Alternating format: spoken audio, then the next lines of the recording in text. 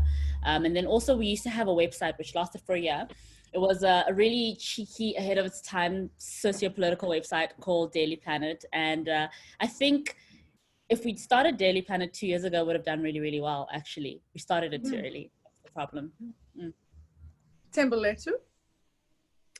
Hi, everyone. My name is Thembalethu Zulu. I am the editor of Sowetan S mag, which is the Sowetan newspaper's lifestyle magazine that goes out quarterly. We also have a platform online, so we've got digital presence as well. I've been doing that for, I suppose, going on 4 years now. We've also, prior to that, like Pearl, actually, that's where I've met Pearl. We used to work on the Sunday Times together.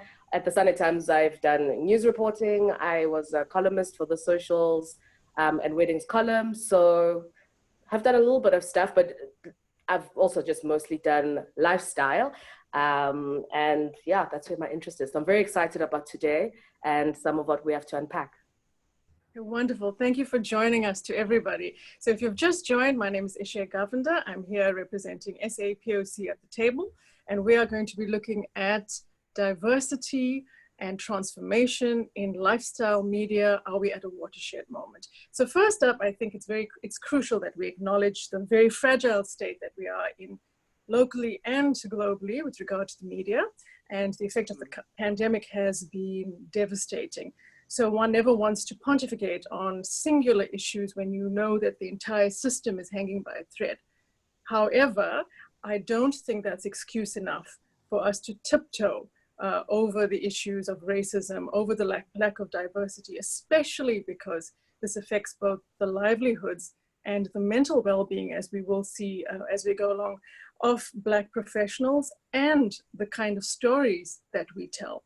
So I would also like to say that in this conversation, we're not going to be focusing on the wholly Black-owned media houses, the former Ndalo, for example, and currently Mikatiko, which has been, and the latter has been exceptional in how it's run, how it's managed. We acknowledge them, and we need more of them. So a lot has happened with our friends and colleagues in the Northern Hemisphere of late. We've witnessed very quick turnarounds, and it pains me that the examples I'm going to use during our chat are predominantly American. But for many reasons, we haven't had space, I think, locally for our journalists, our writers, our editors to voice themselves as openly. So we saw also what happened with Adam Rappaport at Bon Appetit. It's a seismic shift happening there, and also the ripple effect of the Black Lives Matter movement in the US, but globally as well. So the one little thing you're gonna have to endure me jabbering a little bit more that I would like to add is, if you are unfamiliar with the South African landscape. Now, please know I'm using facts and figures that were published in January 2019, and with the closure of Associated Press and the termination of Caxton's titles, this could affect some of this information. So the Mail and Guardian reported at that time in 2019 that of the 10 media houses analyzed, 4 of them have no Africans on the board, and by Africans they meant Black folks. This includes Mail and Guardian Media Limited, Media 24, Independent Media, The Daily Maverick. Overall, there are more than 64% that are men than there are women on board, at board level. So I would hope by now in this year that the figures have changed. So who represents at board level, who represents as well at staff with decision-making powers, definitely affects a number of things. It affects content, it affects how stories of people of color are represented and told. It also affects the scope for young people of color who are coming into the workplace, and many of whom come from homes that remain in a continuous financial and social generational deficit. So we have a lot to unpack, and one thing I can guarantee is we're only going to touch the surface. So moving on, Dinesh, I would like to invite you to tell us a little bit about the composition of your class in terms of your students, in terms of gender, race split, and as you said at the beginning, most of them do want to become journalists when they leave. Dinesh? Ishay. I have to remind myself, I'm sorry. So we have a class of between 18 to 24 students annually. It's extremely competitive in terms of getting into that class. We consider ourselves a finishing school of sorts for journalism graduates. Very often we get students who've studied journalism and media studies elsewhere who come to us for that year of very practical experience. And of that 18 to 24, the majority, almost 90%, are women. The vast majority of those women are Black South African women. And I consider that my biggest contribution and achievement in terms of transformation and development of the media industry in this country. Because, you know, the more I have graduates of that demographic going out into the workspace, the more opportunity we have to develop and have those individuals one day take over those spaces that we are told at this point we don't have enough candidates for. Right, so over time, cumulatively, I would imagine in the next 2 to 3 years, some of those graduates will see themselves, hopefully, in managerial positions. And that's really where that narrative starts to shift and change, doesn't it? And that's where the agenda is really set if we look at how the media operates. And so the demographic of that class is very proudly Black South African or Black African women, predominantly. So in our space, and I'll talk about this a bit more later on, I feel that we operate from the vantage point of a Black South African woman. So for the first time this year, and my class is very open about this, we've had a larger proportion of white students. And so, you know, initially we also had to have a discussion about the kinds of discussions we have in the space and what is considered a safe space and for whom. You know, we can't have normal newsroom discussions as we would have in previous years, given that some people are going to be offended, upset, and so on and so forth. So there's a process of negotiation that happens around that on an ongoing basis in the newsroom. But that's the demographic of the class, and those individuals are finding themselves in most of the big newsrooms in the country. I'm very, very fortunate in that we have partnerships with, you know, some of the big names in the industry. They sponsor internships for these young women, mostly the young women. And I have personal relationships with the individuals who then mentor these students when they are graduates and interning in those newsrooms. And what that means then is that there is an understanding that these are, you know, very experienced young people who come with a whole lot of experience to offer. They're people worth investing in. There are people that we want to see move further in the industry. And so there's a lot of care and attention paid to that. So those horror stories that you sometimes hear about the racism in the workplace hasn't come back to me, I must say. If they have, they've been very few and far between. And I think that comes from having almost a negotiated understanding of what the long-term vision is from an undergraduate student all the way to maybe a CEO of one of these companies one day. And that's something I'd like to kind of, you know, talk a little bit more about as we go along with everyone on the panel. Okay, well, thank you for that. Paul and Thembalethu, I'm curious, how has the media landscape changed, if at all? You know, in terms of diverse staff and openness to discuss things like race and privilege since you were junior journalists until this point. Paul, would you like to start? Paul, we've got you on mute. I'm on mute again, sorry. I think it's moved forward and backwards, to be honest. So I've seen, for instance, when the very first newsroom I ever joined, right, was quite diverse, even just in management. A lot of the news editors or the different section editors were actually Black people, and but there weren't a lot of women. So one of the things that I find still hasn't really changed that much is it's still like all the dudes are completely in charge, and when there is empowerment, it's empowerment of Black men. You know, because there we go, they're Black, and everybody else sort of gets left behind. But I find that in the beginning, it was very difficult, and maybe it also has to do with me and my own levels of comfort. But when I first started, I found it was difficult to sort of have open conversations and call people out for problematic things. But as you move on, and I think sometimes you become more confident and maybe you gain a position or whatever, you become a lot more open and honest and calling things out in the newsroom all the time. So for the past couple of years, when I was at my most recent job, I found that we could call a lot of things out, but then things wouldn't change. So the one thing, which is why I'm saying I feel like we've moved forward and backwards. So forward in the sense that we can be open about discussions, but backwards because actually things don't change. So there's a lot of like performativeness. There's a lot of performative interest in what you have to say. There's a lot of performative, oh yeah, things will change, and then nothing changes, you know. So people let you talk and you talk. They are being the loud black girl specifically, the angry black girl specifically. And everybody's like, okay, no, we understand your concerns are valid. And then that is the end of it. And then it's just back to regular programming. So that's me. The conversation is supposed to serve as therapy. And thank you very much. I think what Paul is saying is spot on.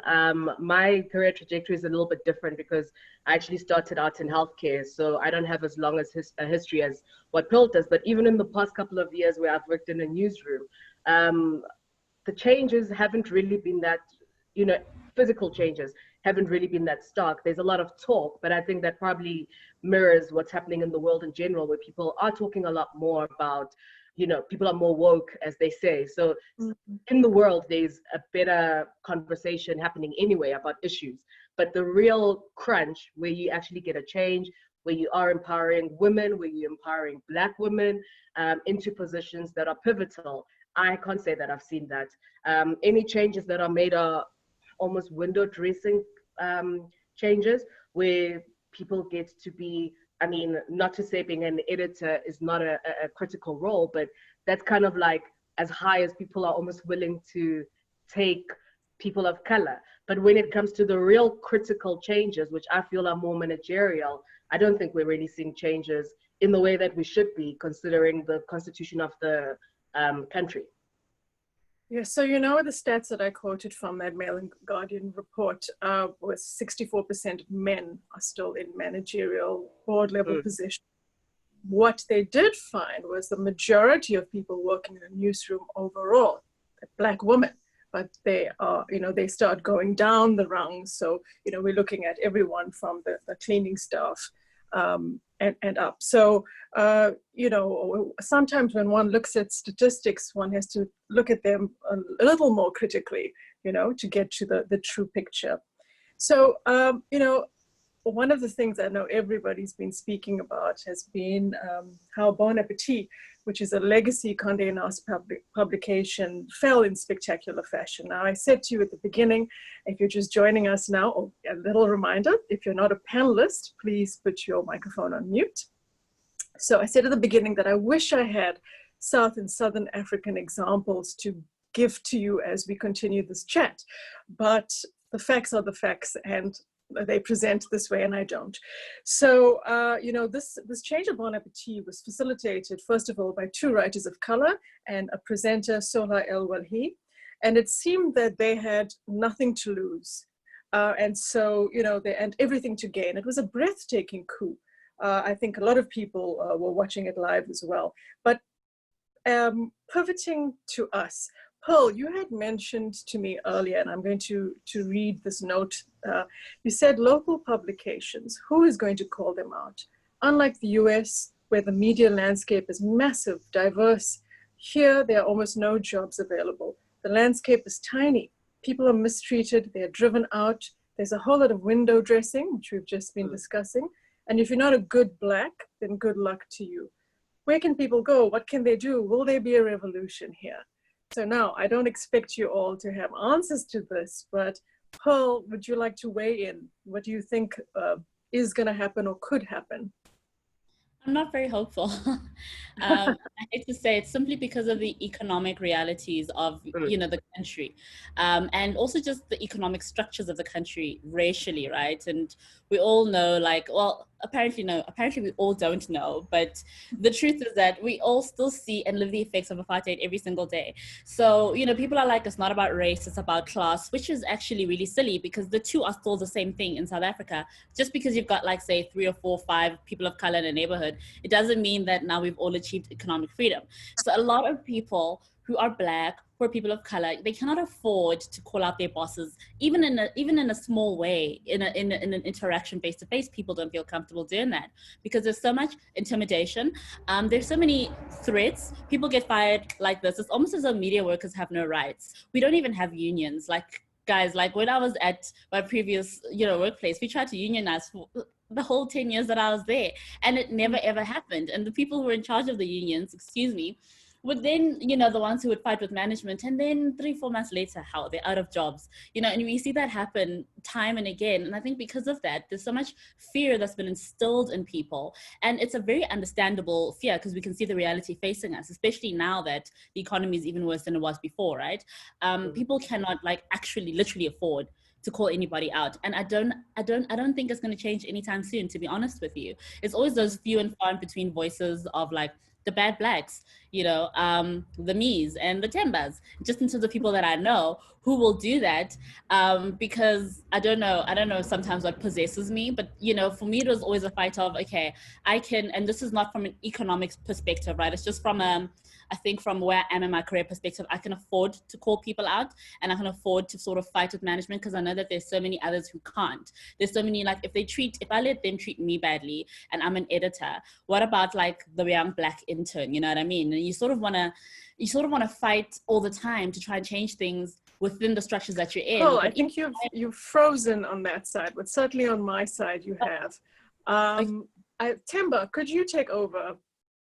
I think, yeah, the key word here is definitely economics. I think the economic issue is really the critical issue. People just can't afford to start a revolution because of job security. And unfortunately, the big corporations know that.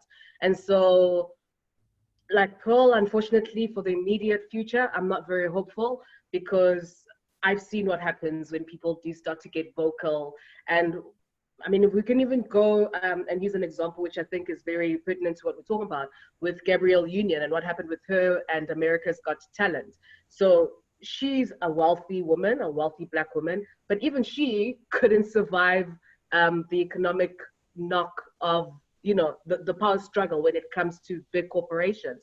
And what Gabrielle Union has is money and a wealthy husband. And so because of that, she's able to call out people and name them. So if you don't have that, it's very difficult to then, you know, call people out.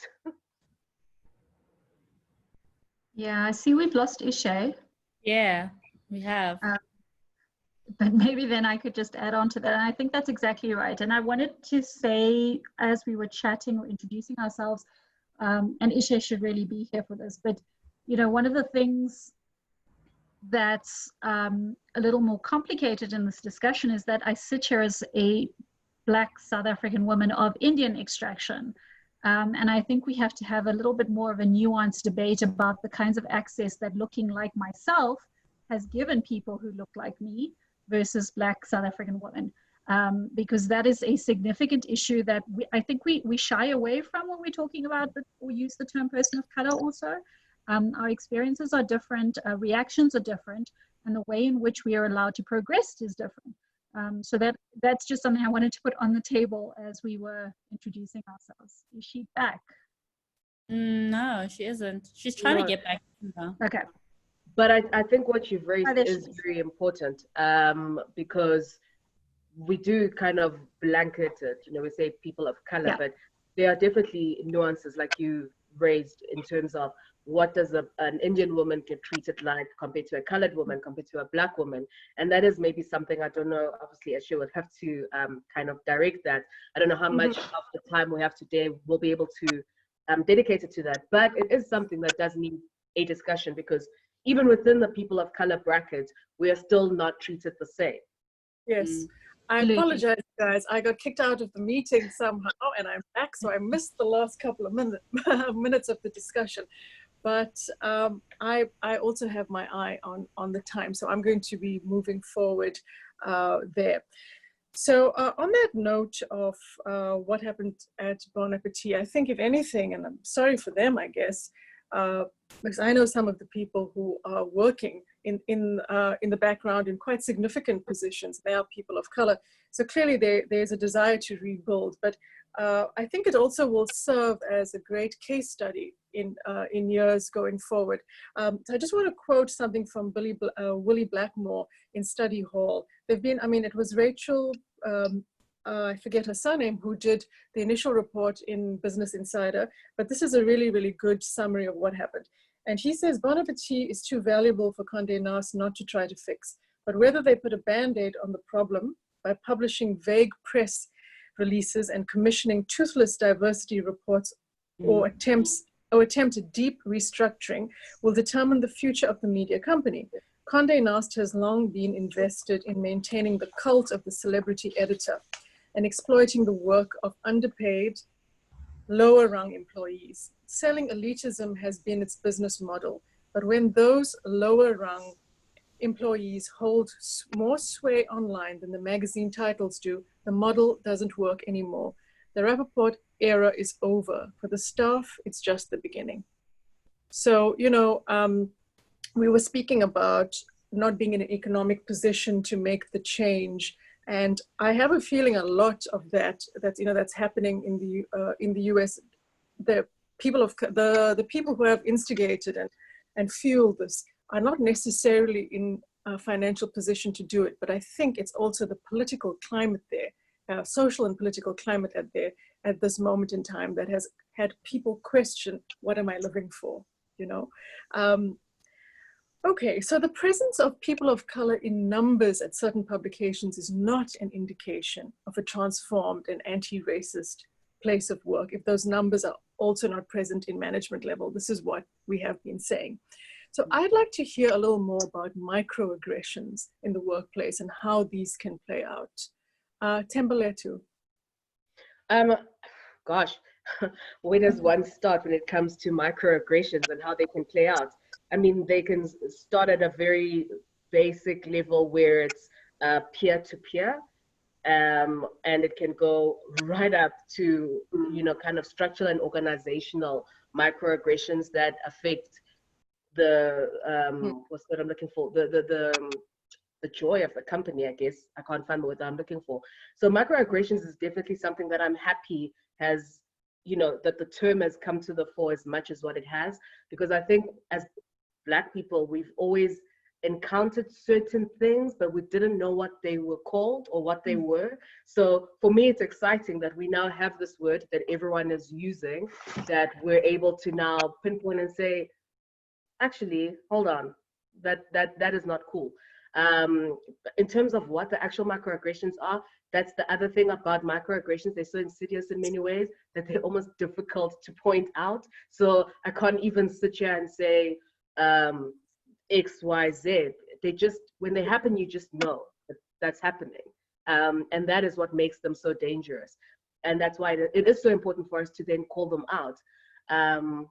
But then we go back to the whole risk factor. You know, you call out the microaggression, you become seen as an aggressor, you get seen as someone who's not a team player, that then paints you in a certain light, which then, you know, and I know I'm sounding very pessimistic, but unfortunately that is the reality. And I mean, I'm sure Pearl has had instances where she's experienced some of that over the course of her career. Pearl, would you like to weigh in there on microaggressions? Yeah, and you know, same with Themba, right? Like, there aren't any things that really stand out for me because it happens so often and so frequently, and you call things out so often, and you're just constantly in like battle mode in a way. You can't really have like, oh, this is the list of what somebody did on this day. But I do know that I felt like I started to experience them more. Not that I did start to experience them more like when I became an editor within a publication, because then, you know, part of your job is to drive the editorial direction, and representation for me was always important. Like, I was unapologetic from the beginning.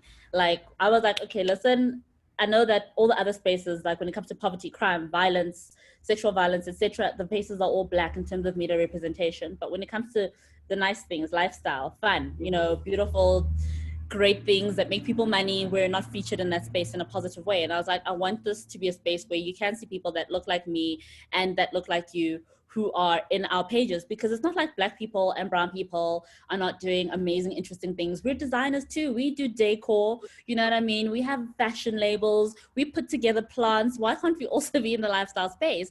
But then you'd find that, you know, as time goes on, people would say things like, they make little jokes and like jibes about how, oh, it's so woke, you know, oh, hey Pearl, what's the woke word this week? And, you know, just things like that, which is really, really annoying, where they make it seem as though what you're doing is not important and is performative, and as though the people you're putting in the magazine or in the newspaper are not worthy of being put in there. And that's what I constantly had to fight against all the time. So if I want to put somebody in there or on the cover, it'd be like, oh, but who are they? What have they done? Whereas you can put the most like random person who is white and has not achieved much. Nobody says, who are they? What have they done, right? Like, you don't mind putting on Nathaniel on the cover of a magazine for the 10th time, you know, but like, if I want to put somebody else on the cover, suddenly it's a problem and you need to like jump through extra hoops to justify it. Like a couple of weeks ago, there was a talk that an IG live that Mbungose was giving, and she was like, she used to be Cosmo editor, right? And she was talking about when she joined Cosmo specifically, how she always had to like jump through hoops to put a Black woman on the cover. And that Black woman would have to be superhuman, super accomplished, out of this world in order to make the same cover that a really mediocre like white woman could just very easily be placed on. And so for me, I found that it was always constantly having to justify the kind of content that I'd put in simply because of the color that was attached to the content, if I'm making sense. Yes, no, you are. And it also, you know, I just constantly get the feeling that things are changing. Right? Things are changing, perhaps not fast enough.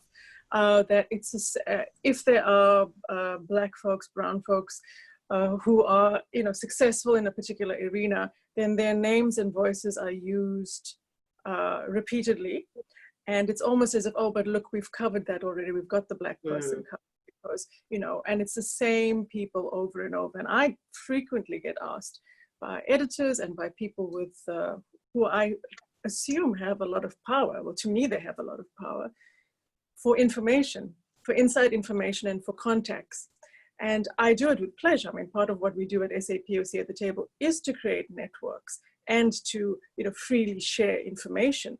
There are no secrets here. Our people are out there and they're doing fantastic things. And any sort of platform we can give them is great. But I think if you are in a position of power and you don't know who the other players are of color in your industry, I think that says a lot. And I think it's a shame. And that needs to be addressed. And I think more of us need to be saying that out loud. And if you don't know who these people are, and you should know, then either you need to do something rapid in your office, within your systems there, or maybe you are also not the right person to take these stories going forward, you know? Okay, so moving on. Again, we're going to be quoting from something that's been happening in the Northern Hemisphere. Nicole Taylor. So she was the very welcomed a food editor of Thrillist, but for a very short period. And she's got an op-ed out in the New York Times. And she says, so I think this is sort of like building on our conversation on microaggressions. She says in this piece, which I advise everyone to go and read, she says, in 2020, Black professionals are up against a different kind of white supremacy. More often than not, this racism isn't hooded or carrying a burning cross. It's dressed as wage disparity. Saying your truth isn't cancel culture, it's changing the culture. Workplace ills rooted in racism are a disease. We need a vaccine. So this really does build on our chat about racist microaggression, but I really do think that wage disparity is not even a microaggression. I think it's a macro aggression. Dinesh, what are some of the conversations that are happening with journalism students who are perhaps observing these events happening in the US at the moment? So, you know, I come from a media studies background and I'm actually an historian by training. And so I bring all of that to bear on my teaching in journalism. And what I want to say about this to start off with is, you know, white supremacy comes with a very specific and distinct set of symbols.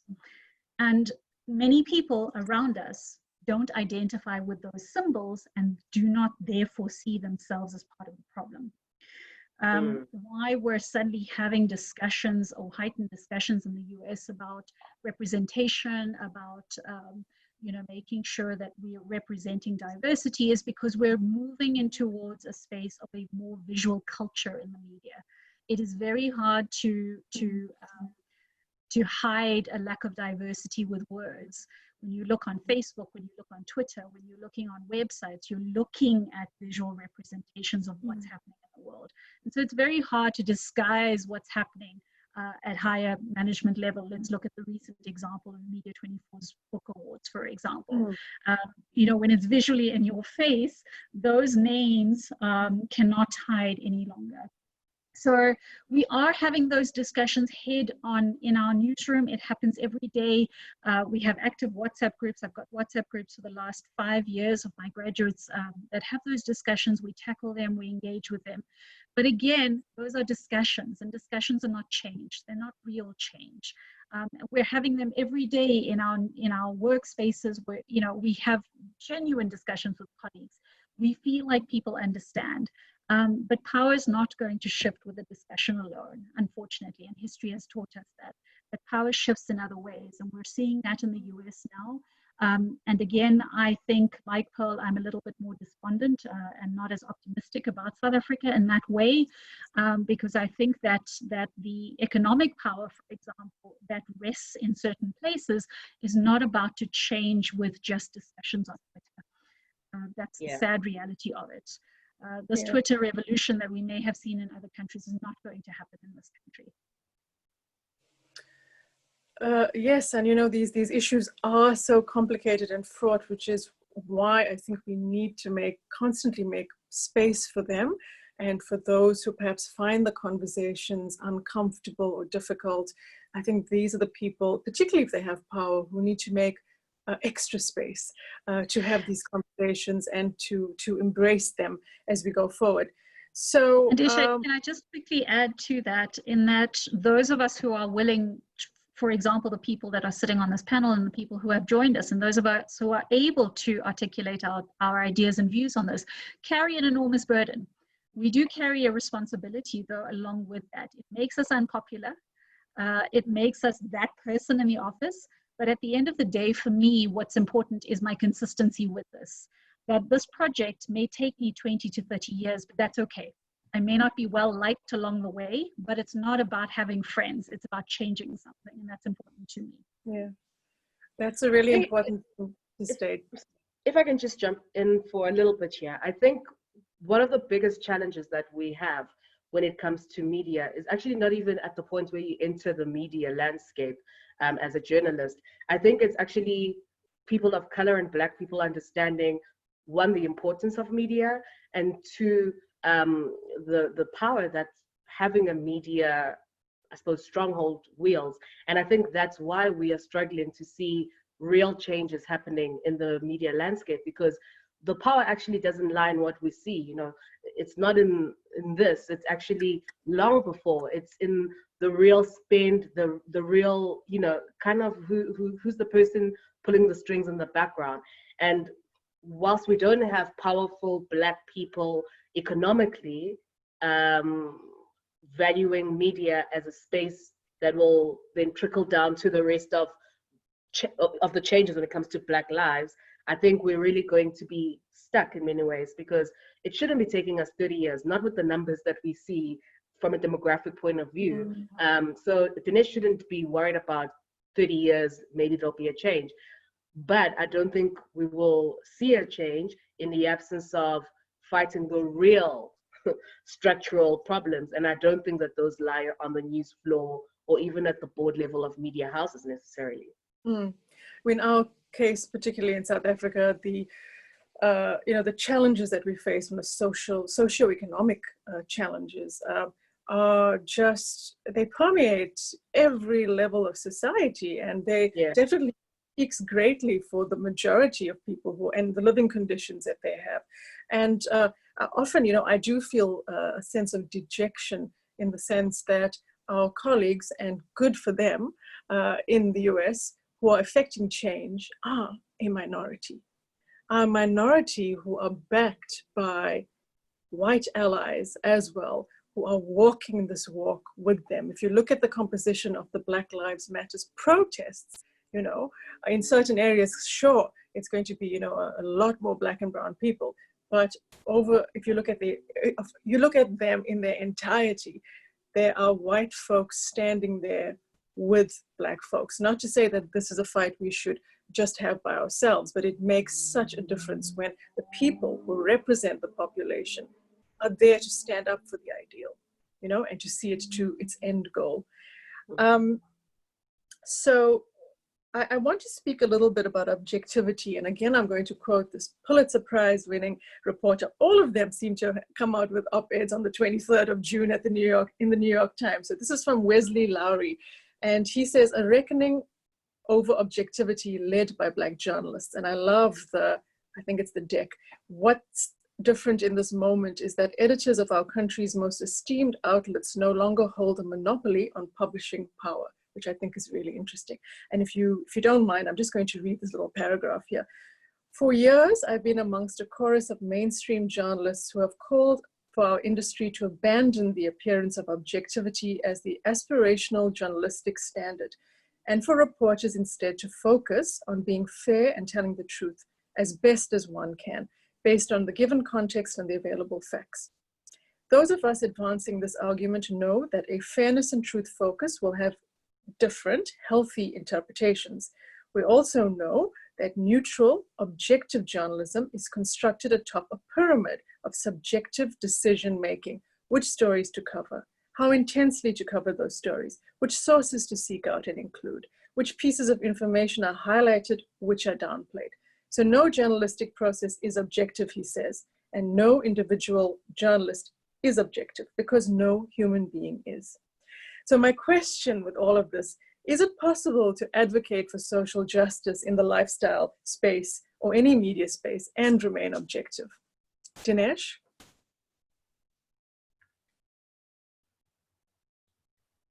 I thought you were going to go to Pearl first.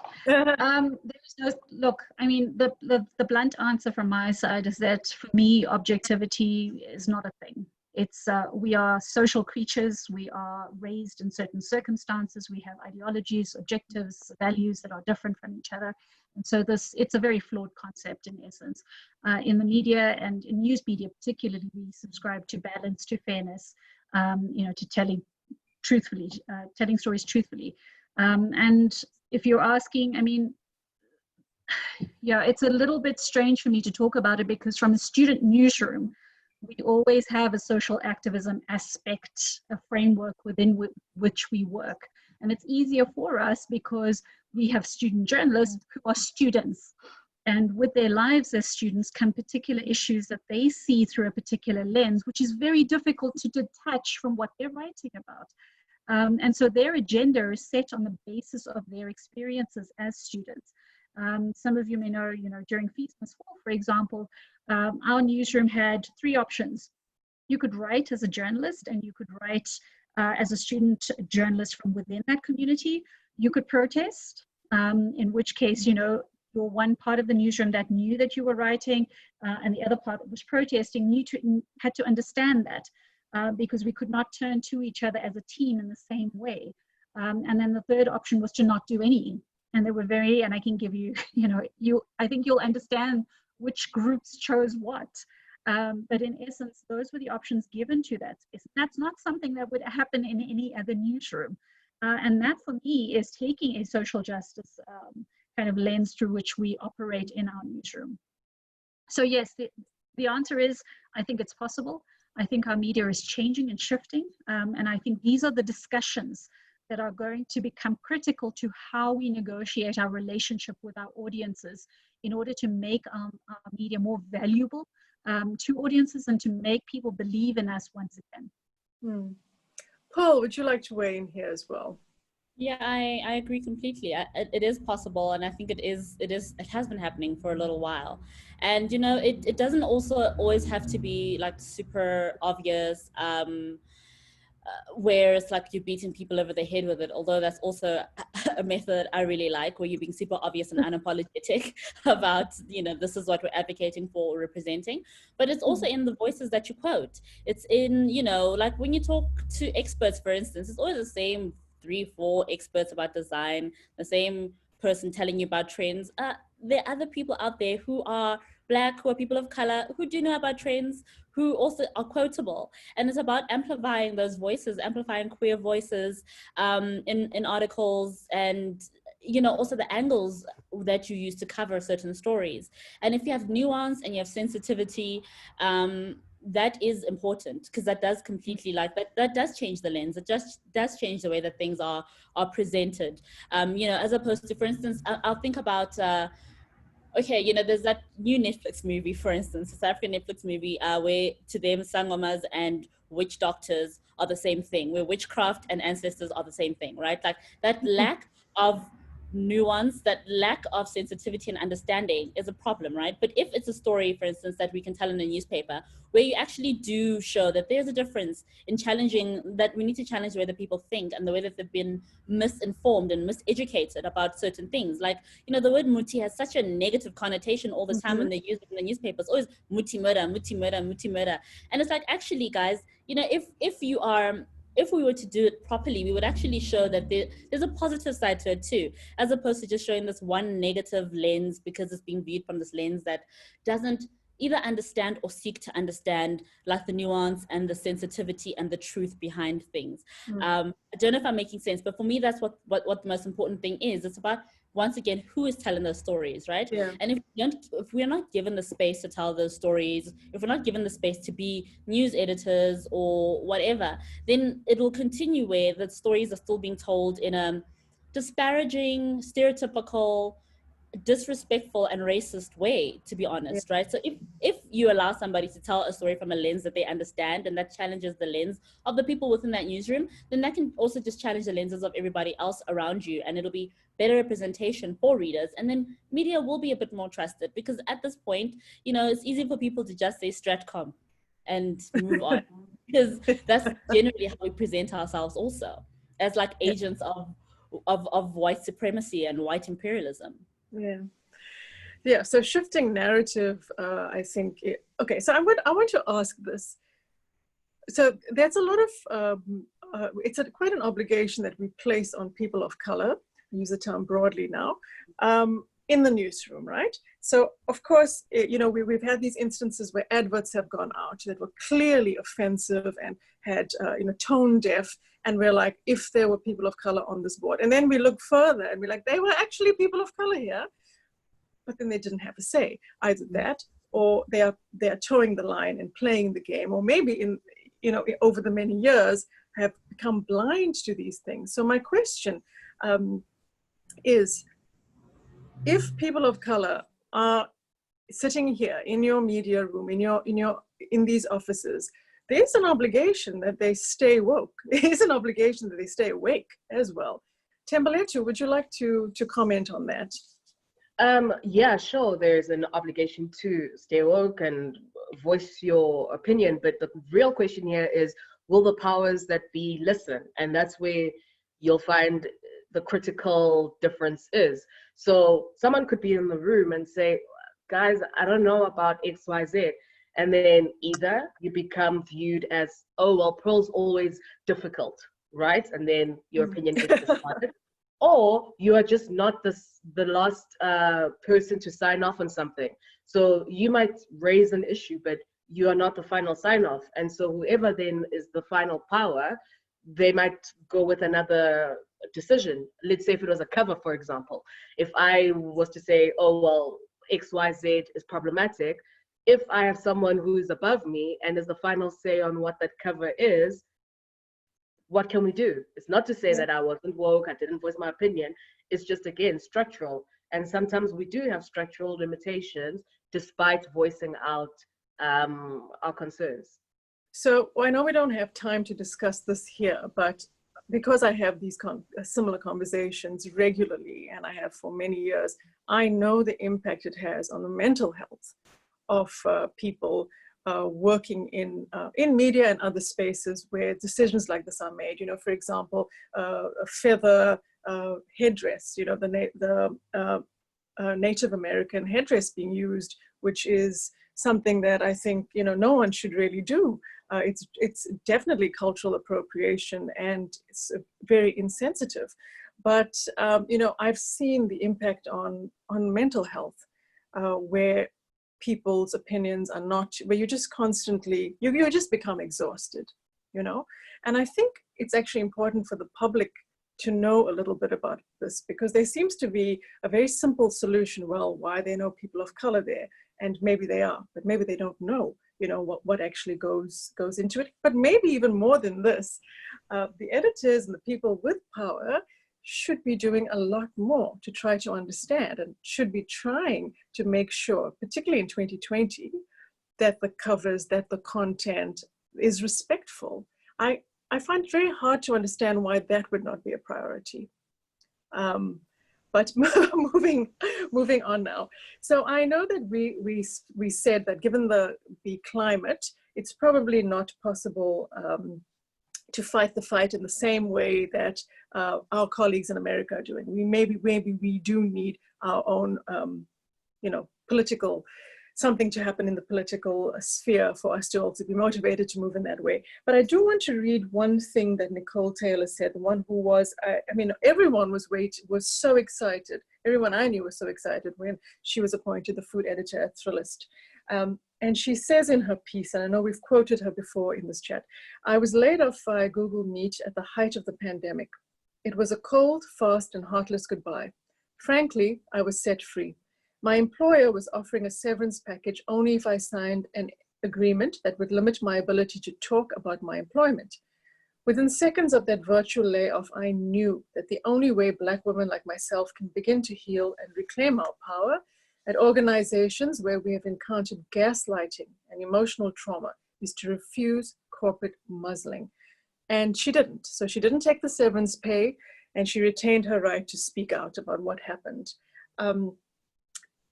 I'm wondering what it would take for us to get to that tipping point. And I know that that's an unfair question because of the economic situation we spoke about, the fact that everyone is overworked. And currently we know that locally in newsrooms, we have, you know, it's been reduced to core staff, hasn't it? And many have also endured salary cuts.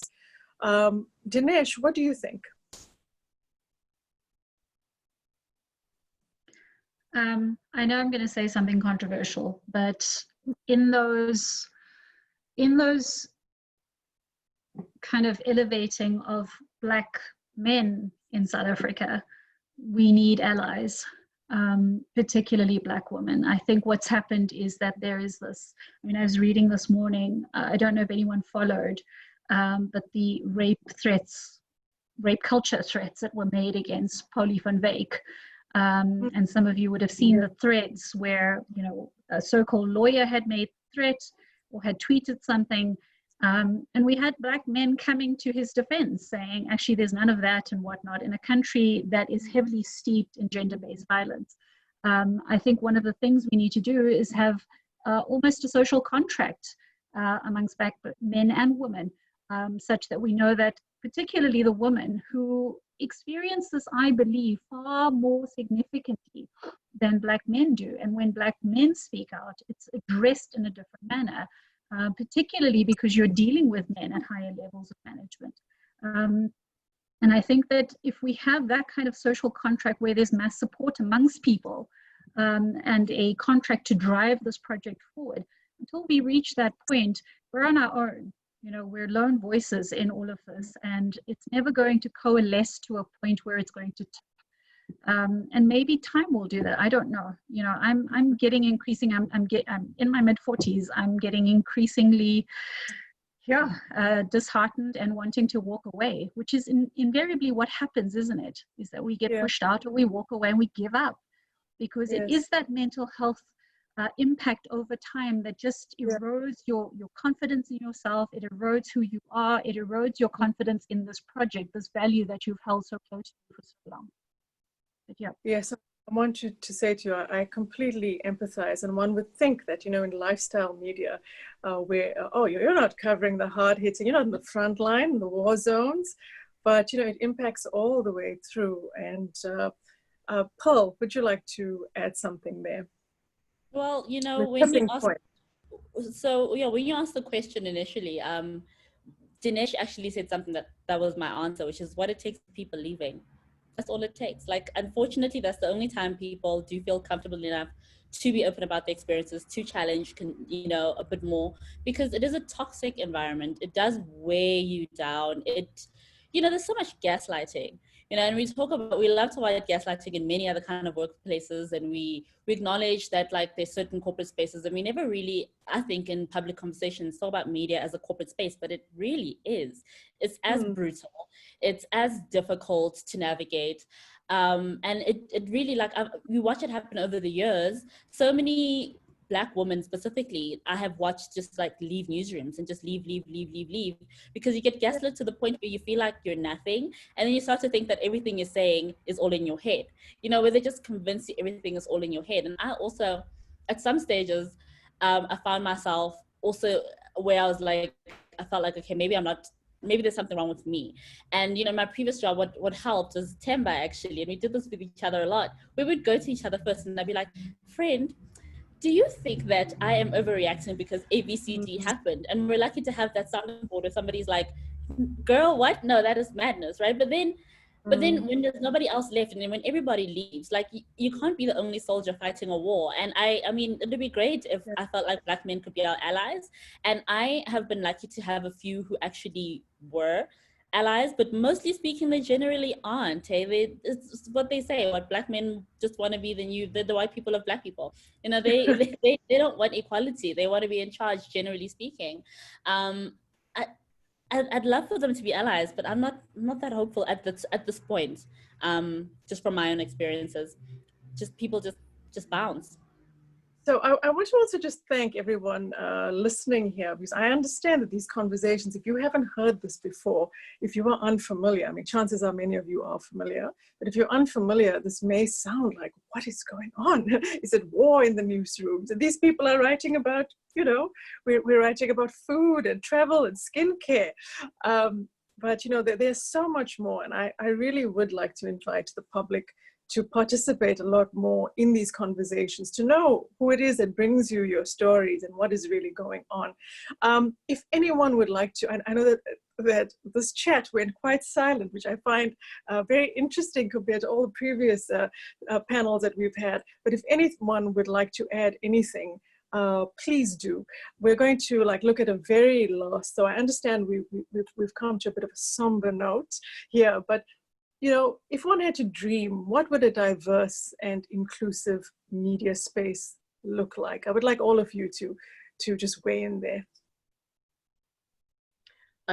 Okay, maybe I'll start. Obviously, the structural changes is something that I think we all are aware of as being something we need, and not just, the positions, like I mentioned earlier, that aren't necessarily pivotal, but changes even at management level. But the real thing for me that will be critical is changing the narrative. I think when it comes to the narrative around Blackness, around brownness, and what we love, what we don't, that for me is when I'll say fantastic. But for now, I find that whenever people tell stories about Black people, tell Black stories, it's still veiled in some weirdness. There's still a weird gaze that exists when it comes to the storytelling of Black people's experiences. And so for me personally, that is what I would say my goal would be. I see everything else structurally, but I think let's not ignore the narrative that also happens around Blackness in as far as what is disseminated. That's something that we should also consistently keep an eye on. Dinesh?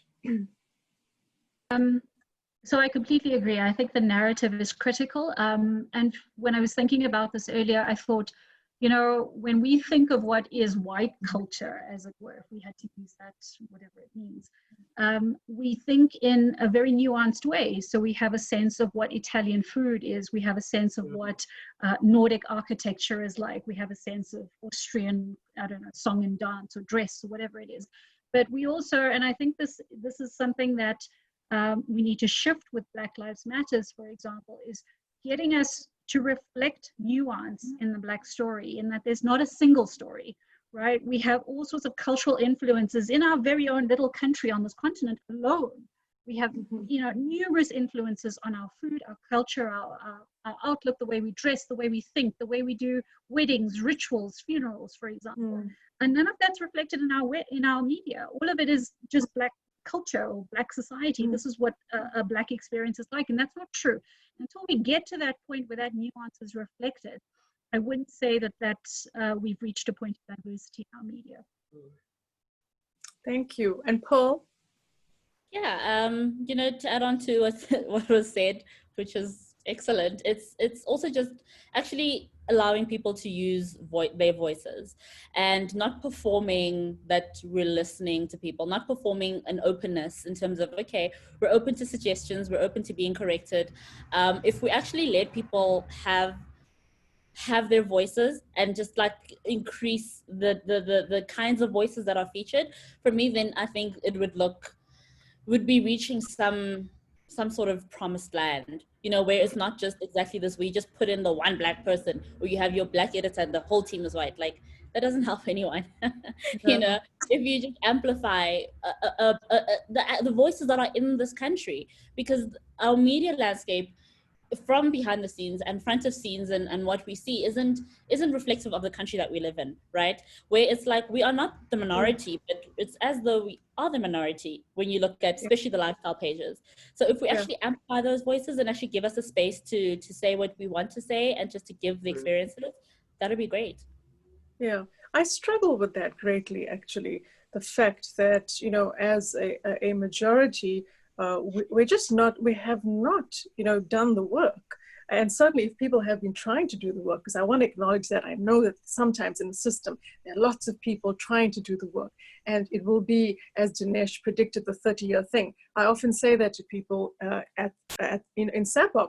We've had some people publish books really, you know, way ahead of their time. But it came out a couple of years ago. And then we have, you know, my friend Michal, who's got the Lazy Makoti out, and hers came out at the right time.